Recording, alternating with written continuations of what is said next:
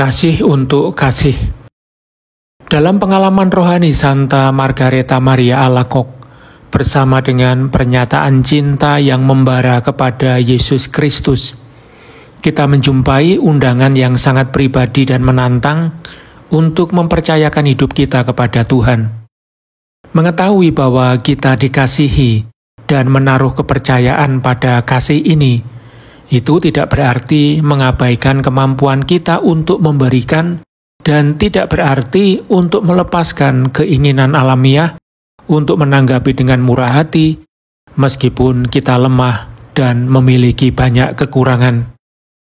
Sebuah ratapan dan permohonan dimulai dengan penampakan besar yang kedua kepada Santa Margareta Maria.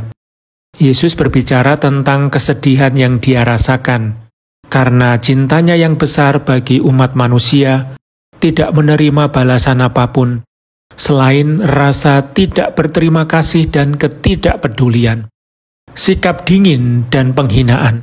Dan ini, dia menambahkan, lebih menyedihkan bagiku daripada semua yang aku tanggung dalam sengsaraku. Yesus berbicara tentang kehausannya untuk dicintai, menyingkapkan bahwa hatinya tidak abai terhadap cara kita menanggapi kehausan itu. Dalam kata-katanya, aku haus, tetapi dengan dahaga yang begitu membara untuk dicintai oleh manusia dalam sakramen Maha Kudus, sehingga dahaga ini menguras habis diriku, dan aku belum pernah menjumpai seorang pun yang berusaha sesuai keinginanku untuk memuaskan dahagaku. Berikan balasan atas kasihku. Yesus meminta kasih. Ketika hati orang beriman menyadari hal ini, tanggapan yang muncul secara spontan bukan pencarian pengorbanan yang berat atau sekedar pemenuhan tugas yang memberatkan, melainkan sesuatu yang berkaitan dengan kasih. Aku menerima dari Tuhanku rahmat kasih-Nya yang melimpah, dan aku merasa tergerak oleh keinginan untuk membalasnya dan menanggapi dengan kasih untuk kasih. Seperti yang diajarkan oleh pendahulu saya, Leo ke-13. Melalui gambaran hati kudusnya, kasih Kristus menggerakkan kita untuk membalas kasih untuk kasih. Memperluas kasih Kristus kepada saudara-saudari. Kita harus kembali pada sabda Allah untuk memahami bahwa tanggapan terbaik kita terhadap kasih hati Kristus adalah mengasihi saudara-saudari kita. Tidak ada tindakan lain yang lebih besar bagi kita untuk membalas kasih untuk kasih. Kitab suci menyatakan hal ini dengan jelas.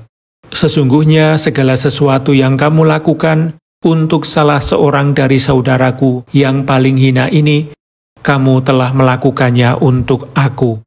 Sebab seluruh hukum Taurat tercakup dalam satu firman ini, yaitu, kasihilah sesamamu manusia seperti dirimu sendiri.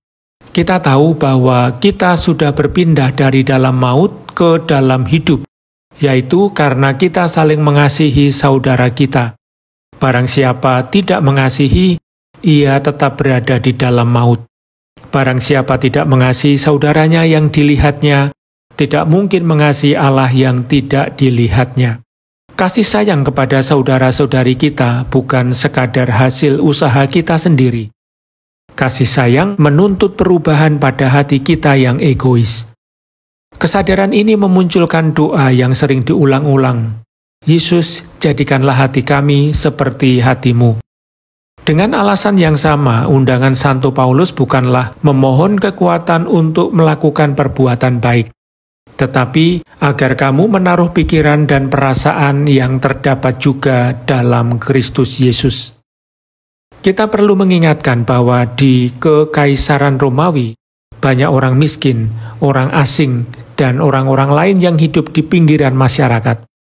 Mereka mendapatkan rasa hormat, kasih sayang, dan perhatian dari orang-orang Kristen. Hal ini menjawab pertanyaan Kaisar Julius yang tidak Kristiani dalam salah satu suratnya yang mempertanyakan mengapa orang Kristen dihormati dan diikuti. Salah satu alasannya adalah komitmen mereka untuk membantu orang miskin dan orang asing yang biasanya diabaikan dan tidak dihargai oleh kaisar.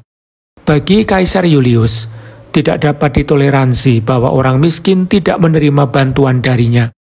Sementara orang-orang Kristen yang dibenci justru memberi makan orang-orang miskin dan kita juga. Dalam sebuah suratnya, Kaisar menetapkan lembaga-lembaga amal untuk bersaing dengan orang-orang Kristiani dan menarik rasa hormat dari masyarakat. Bukalah di seluruh kota tempat-tempat penampungan yang banyak dengan segala fasilitas, sehingga orang-orang asing dapat menikmati kedermawanan kita dan membuat orang-orang Yunani terbiasa dengan karya-karya kemurahan hati seperti itu.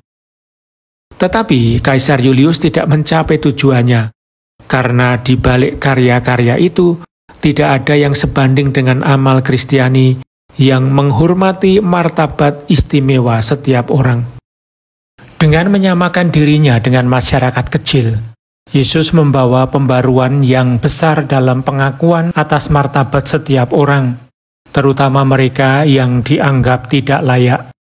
Prinsip baru dalam sejarah manusia ini, di mana manusia semakin layak untuk dihormati dan dicintai ketika mereka lemah, dicemooh, atau menderita, bahkan sampai kehilangan sosok kemanusiaan, telah mengubah wajah dunia, memberikan kehidupan kepada lembaga-lembaga yang mengurus mereka yang berada dalam kondisi yang tidak menguntungkan, seperti bayi-bayi terlantar, anak-anak yatim, orang-orang tua yang tidak mendapat bantuan, orang-orang yang sakit jiwa, orang-orang dengan penyakit yang tidak dapat disembuhkan atau cacat parah, dan mereka yang hidup di jalanan.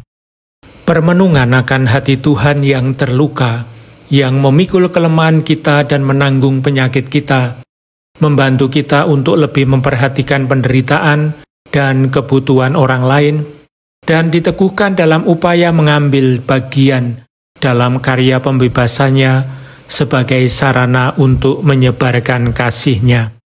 Jika kita merenungkan karunia pemberian diri Kristus bagi semua orang, kita secara alami dituntun untuk bertanya, mengapa kita juga tidak dapat memberikan hidup kita bagi orang lain? Demikianlah kita ketahui kasih Kristus, yaitu bahwa Ia telah menyerahkan nyawanya untuk kita. Jadi, kita pun wajib menyerahkan nyawa kita untuk sesama kita.